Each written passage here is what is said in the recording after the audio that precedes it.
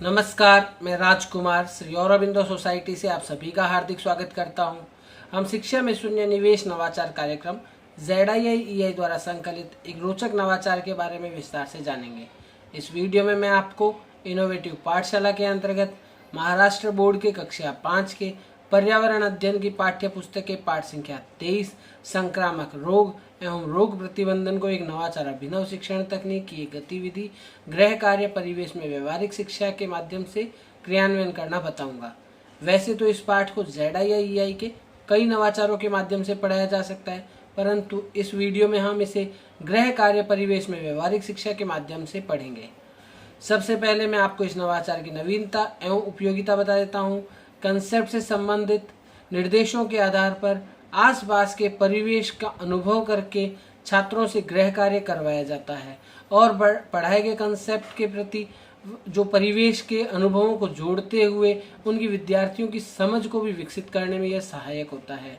इस नवाचार क्रियान्वयन की अवधि 20 मिनट है। नवाचार क्रियान्वयन प्रक्रिया के माध्यम से विभिन्न प्रकार के संक्रामक रोग और संक्रामक रोगों की रोकथाम के उपाय का पुनः अध्ययन छात्रों को करवाया जा सकता है। पूर्व प्रबंधन की प्रक्रिया की बात करें तो पूर्व प्रबंधन के माध्यम से नवाचारी शिक्षक को संक्रामक रोग और रोग प्रतिबंधन चैप्टर का जो भी संबंधित तालिका है वो कक्षा में छात्रों की संख्या के बराबर प्रिंट करवा कर लानी होती है। इसमें पुनः अध्ययन की प्रक्रिया के माध्यम से छात्रों को विभिन्न प्रकार के संक्रामक रोग और उन संक्रामक रोगों की रोकथाम के उपाय को पुनः अध्ययन करवाया जा सकता है। इस बात का विशेष ध्यान रखा जाना चाहिए कि इस गतिविधि को करवाने से पहले इस पाठ को पढ़ा दिया गया हो, इस नवाचार इस चैप्टर की निर्माण और इसकी व्याख्या करवा दी गई हो। विद्यार्थियों को कुछ निर्देश दिए जाते हैं, जैसे विद्यार्थियों को कहा जाता है अपने अभिभावकों की मदद से आप अपने घर के आसपास में जो भी आपका प्राथमिक स्वास्थ्य केंद्र है वहाँ पर जाएंगे और वहाँ पर मौजूद डॉक्टर या नर्स से विभिन्न प्रकार के संक्रामक रोगों के नाम और उनकी रोकथाम के उपाय की जानकारी हासिल करेंगे। एकत्रित करके आप उन जो आपको तालिका दी जा रही है उसमें विभिन्न प्रकार के रोगों के नाम और उनकी रोकथाम के उपाय लिख कर लेकर आएंगे। उदाहरण के लिए जब नवाचारी शिक्षक छात्रों को तालिका देते हैं तो उस तालिका में सबसे ऊपर विद्यार्थी का नाम का जगह होता है। फिर उसके बाद 2 कॉलम होते हैं। पहले कॉलम में विद्यार्थी को लिखना होता है विभिन्न संक्रामक रोगों के नाम और दूसरे कॉलम की प्रत्येक लाइन में जैसे उन्होंने किसी भी रोग का नाम लिखा है उस रोग की रोकथाम के उपाय लिखने होते हैं।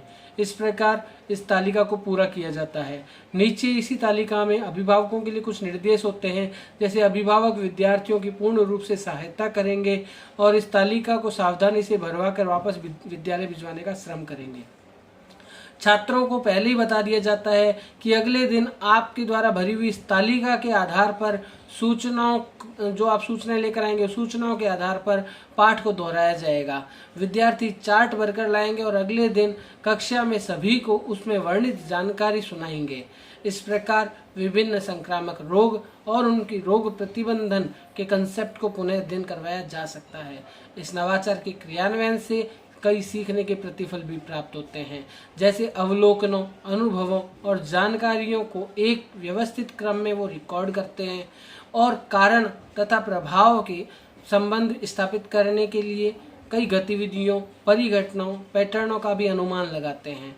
सुनी हुई या पढ़ी हुई रचनाओं की विषय वस्तु, पात्र, शीर्षक, घटनाएं आदि पर वे बातचीत करते हैं, प्रश्न पूछते हैं, अपनी प्रतिक्रिया व्यक्त करते हैं, अपने आसपास में घटने वाली विभिन्न घटनाओं की बारीकियों से जांच करते हैं, उनको ध्यान से देखते हुए अपनी मौखिक रूप से अभिव्यक्ति या अपनी प्रतिक्रिया व्यक्त करते हैं, भाषा की बारीकियों पर ध्यान देते हुए अपनी भाषा गढ़ते हैं, अपने स्तर के अनुसार विभिन्न विषयों, व्यवसायों, कलाओं और इन सब में प्रयुक्त होने वाली शब्दावली को समझते हैं और उसे अपनी लेखन शैली में इस्तेमाल करते हैं।